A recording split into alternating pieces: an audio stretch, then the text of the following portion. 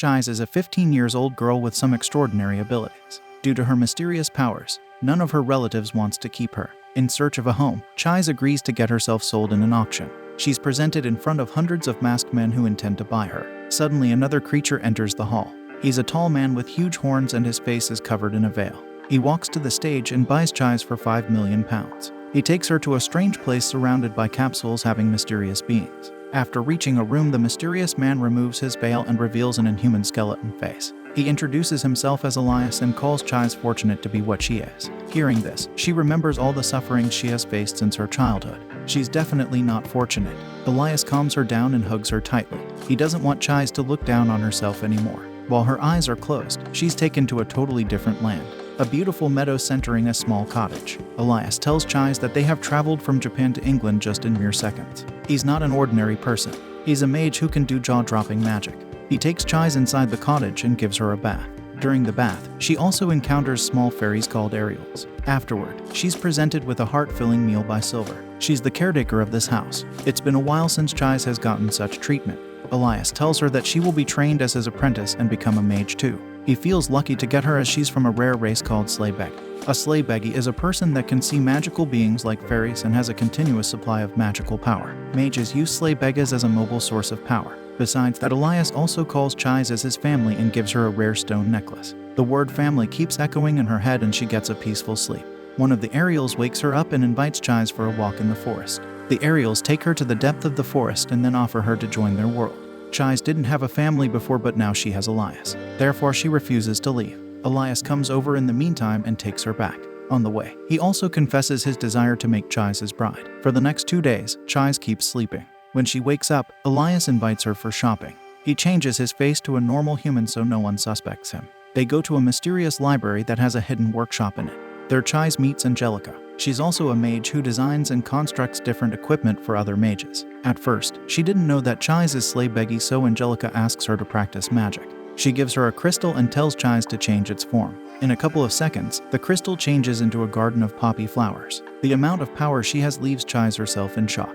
Elias requests Angelica to forge suitable equipment that can help Chise control her powers. After the purchase, they go back home. A priest named Simon is waiting for them at the door. He wanted to meet Elias and to know his intention of getting an apprentice after such a long time.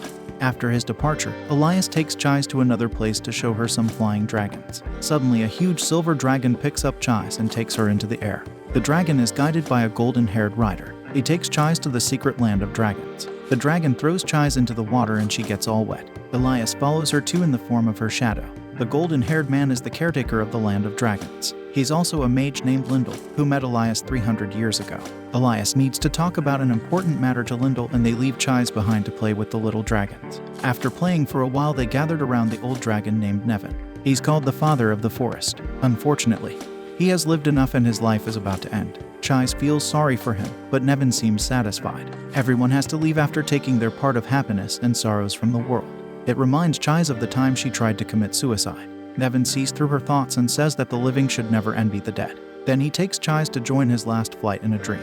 When she opens back her eyes, Nevin starts changing into a tree and requests her to use his wood whenever she needs a wand. Regardless of what he said, Chise still envies his peaceful departure from the cruel world. While returning back with Elias, she feels a little dizzy and falls down unconscious. Chise has a strange dream and wakes up on Elia's lap. They are riding a train where they find a talking cat, just like Chise used to hear in stories. This cat has 9 lives and is already living the 7th.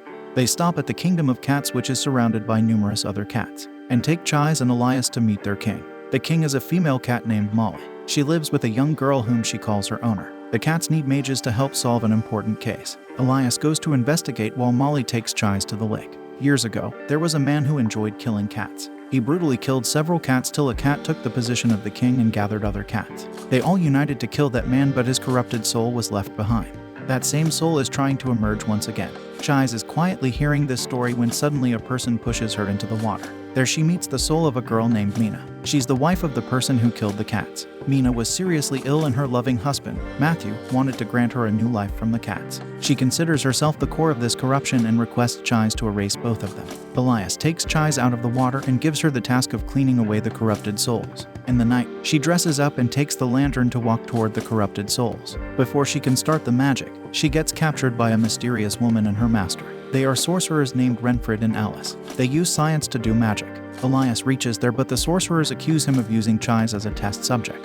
She's left in shock when they say she's soon fated to die. A Sleigh Beggy is a continuous supply of magic, but this power makes their lifespan shorter. Renfred calls Chise's necklace as a tracker to snatch it away. She can't take it anymore and breaks free from them. She gets back to Elias. He may seem suspicious right now, but Elias is the first person who treated her as family. Elias advises her to continue the clearance of soul along with Molly, while he will handle the sorcerers. Chise touches the soul residue, which takes her inside the memories of Matthew. He had requested a sorcerer to help cure his wife. The sorcerer told him that Mina was left with only a few years and he needed to perform a special task to save her. From the next day, the number of cats in town started to decrease. Mina was looking for her husband and reached a den in the middle of the forest. The creepy place was filled with dead cats. Matthew told Mina that he used cats to make medicine for her. The sorcerer reached there too, and they forced Mina to drink the medicine. In a blink of an eye, her body melted down. The sorcerer only considered it a failed experiment, but Matthew is ready to kill more cats to make better medicine.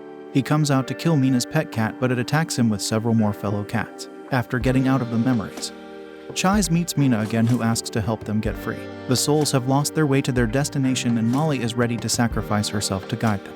But Chise decides to use Ariel's wind magic to guide the souls, allowing the couple to get a peaceful ending.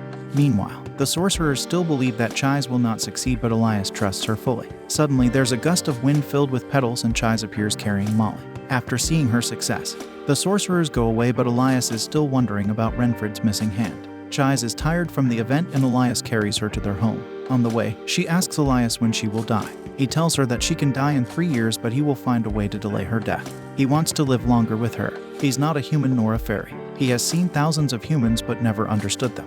When he saw Chise, he felt that she wouldn't leave him as she didn't have any other place to go. While Elias is saying this all, Chise was glaring at his expressionless face. However, his eyes speak with an innocence that attracts Chise. She caresses his face and promises to never leave his side. From the next day, she goes into a 2-week-long slumber. Elias takes her to the forest so she can recover faster. Simon comes to see her too. Moreover, the Queen of Fairies Titania and her husband Oberon also come to meet the bride. Oberon wakes up Chise and she runs to Elias. Titania is glad to see their bonding and gives them best wishes before going back. However, Elias hides a tragic past of which Chise is still unaware. Elias has started to teach her magic seriously so Chise can defend herself better. Elias had made some mistakes in the past, so he repents by doing some tasks for the church. Right now, the church has asked him to investigate a watchdog. On the way, Elias hands over a ring to Chise that will help her control her magic. On reaching the church, they get to know that a person has died recently with bites and scratches on his body. Elias and Chise separate to investigate further. Chise reaches a graveyard where a creepy beast attacks her. Fortunately, she's saved by a black-haired man. That man is actually the dog she was looking for. As he is injured, Chise insists on treating him. Suddenly, Alice jumps in between and asks for the dog. But Chise puts her to sleep with magic. The dog's name is Ulis, who can turn into a human, and he's suffering since his master's death, called Isabel. He shares his memories with Chise as she has the same hair color as Isabel. Meanwhile, Elias reaches there too and Alice is awake as well. She requests Elias to help her master, Renfred, because a sorcerer is blackmailing him to create mutant creatures called chimeras. They are the ones responsible for the attacks near the church. Elias agrees to help, but suddenly someone attacks Alice from behind. Chise jumps in front and takes the attack on herself. It's the sorcerer named Cardophilus whom Alice mentioned. Elias can't stand his beloved getting attacked. His anger reaches its peak and he transforms into a huge, terrifying monster. Elias lets Chise fall down and Ulis catches her. Chise sees through the memories of Ulis. He always thought that Isabel would wake up again, but it never happened. He doesn't want to lose Chise too. Luckily, she is fine and opens her eyes. Meanwhile, Elias has cut down the chimeras and proceeds to attack Cardophilus, but Chise stops him. Renfred comes over and shoots Cardophilus, but he regenerates himself and presents a chimera he created with Isabel. Chise can't bear this inhumanity anymore. First Mina and now Isabel. Cardophilus keeps playing with innocent lives. Chise is losing her control and her magic is overflowing. Fortunately, a blue flame fairy comes in between and calms down the fight. Ulis shows his desire to become Chise's familiar. A familiar is a fairy that entrusts his life to his master and their fates become one. A familiar dies along with the death of his master. Chise feels reluctant at first, but then agrees as she doesn't want Ulis to be alone anymore. They make a spiritual promise and Chise gives him a new name, Ruth. He has overcome his emotions and kills the Isabel-faced chimera. Cardophilus leaves as he's an immortal evil who was cursed with immortality. After his departure, Chile can finally return home with Elias and Ruth. It's been 2 weeks since the incident, but Elias has kept himself shut in his room. Silver suggests Chise go out for a while. She meets Angelica and they shop together. After returning, Chise decides to step into Elias's room. His body has lost its form and he requests Chise to stay beside him for the night. When she wakes up, Elias has already left. Chise and Ruth search the neighborhood and find a friendly old man possessed by a fairy. Chise rests there for a while and Ruth continues the search. Chise starts questioning her feelings towards Elias after reading a love novel at the old man's house. Suddenly, Ruth gives her the updates and she rushes into the forest.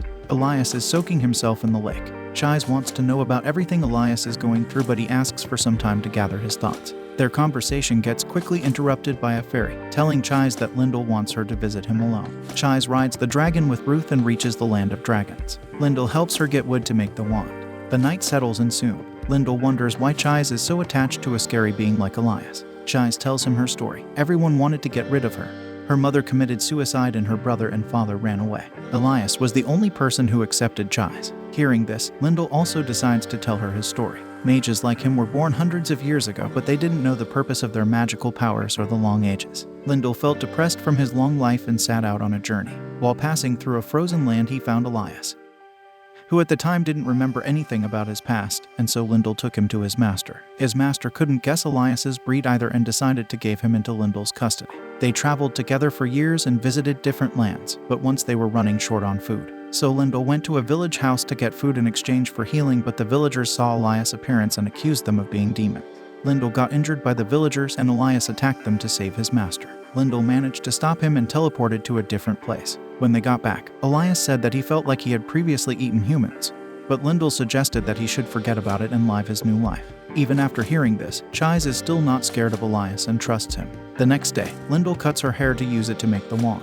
Chise then spends the whole day carving the wand, as she is the one who must do it. At night, Lyndall invites the elves with his spells, and Chise dances with them heartily. She thinks about how much she wants to show this beautiful sight to Elias, and Lyndall uses a spell on water that enables her to talk with Elias. Elias tells her that the house feels cold without her. Chise feels touched hearing this and promises to come back soon as she wants to share her feelings too. Elias gets even more restless. Just like a kid, he cannot stop counting the days until he can see her again. Meanwhile, Chise has finished carving the wood. Lyndall combines it with her hair and some gems to form a beautiful red wand. As soon as Chise holds it, she gets teleported to a place where she meets Nevin again. With the wand, their fates have been connected. Nevin advises Chise to take this as a chance to speak to herself. At first, she was afraid of getting kicked out of Elias's house, but then she became comfortable there. She knows that she can trust Elias, but at the same time, she's afraid. She cannot bear the thought that he might abandon her, just like everyone else did. Nevin tells her he's actually thankful to Chise's mother for not killing her. Otherwise, the little mage won't be able to help out so many people. Moreover, he advises Chise to stop holding back herself. Words lose their colors with time if they are not said at the right moment. Chise returns from the dream and uses her magic to transform into a fire dragon and fly back. She can't wait to see Elias once again and falls into his arms as she arrives. But the long trip made her tired. She fell asleep for 2 days, and when she wakes up, she thinks about all the warm people she has met so far. She thinks about how much Elias changed her life. For the first time, she has a place she can call it home.